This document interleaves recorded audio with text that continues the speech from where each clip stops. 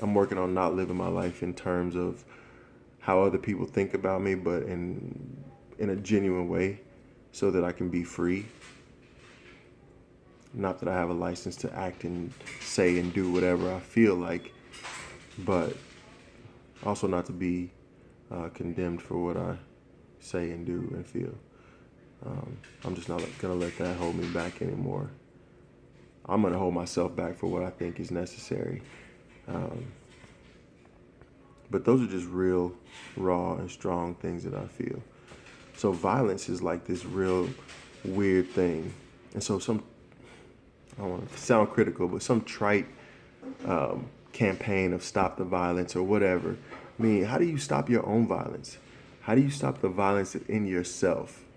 Like, if you look in the mirror, like I'm trying to look in the mirror, how do you do that? Because when somebody is doing something to another human being, another person, and it ends in that other person's death, I think it's very rare, and I'm just speculating, but it's very rare when that is the intention of the person or when they feel like that's a justified thing. When they come back to their senses, they're like, oh well, that was a big mistake. Like I'm sure there's some regret. There's very few like cold blooded killers out there, very few, and maybe that's my optimism or whatever. But when you talk about people, again, we can have this wide range of experiences and possibilities. So somebody who's a cold-blooded killer can be that way at 1 minute, but then he can turn and be, a sweet, kind person to somebody else that he has some positive interaction with. I don't know. Or maybe when we get hardened, it just permeates every relationship in our lives. I'm not sure. One of my ideas um, about curbing violence in neighborhoods, at least. When it's socially acceptable that violence is a way of life, like, yeah, you're pretty much screwed on um, having any pervasive impact. So, one of my ideas is community. And I was talking to one of my neighbors about this the other day. Like, if you can somehow foster a sense of community among people where people are interdependent and they have agreed upon value, just one. It just has to be one thing, one significant thing.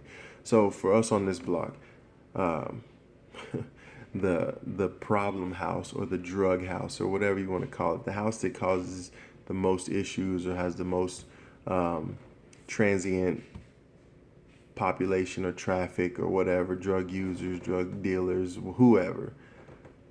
I had a good talk with them one day. It's been several months now, but it was around why I don't approve of what they bring around here, what they brought around here. They're not here anymore, really. Um, but it turned out that we all wanted the same kind of thing. Like we wanted a safe place for kids to be able to play and hang out and whatever. And so, since we had that one agreed upon thing, now we could be advocates for each other.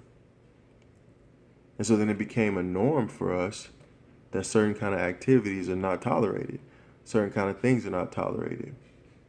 So if as a community we start to have that um, those few agreed upon things, and I don't think it's stop the violence. I think it's something else that you actually do want.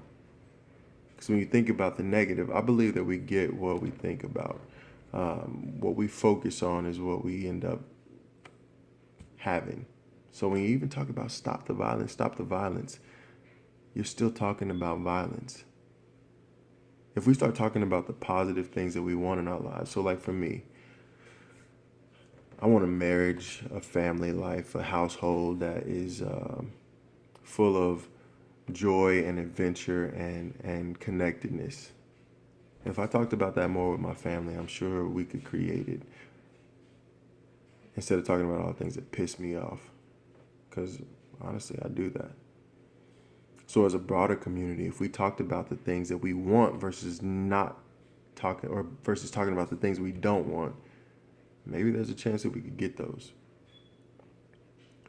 So, I know there's a rally coming up in the city to stop the violence. And when we think about places like Chicago, people screaming, stop the violence.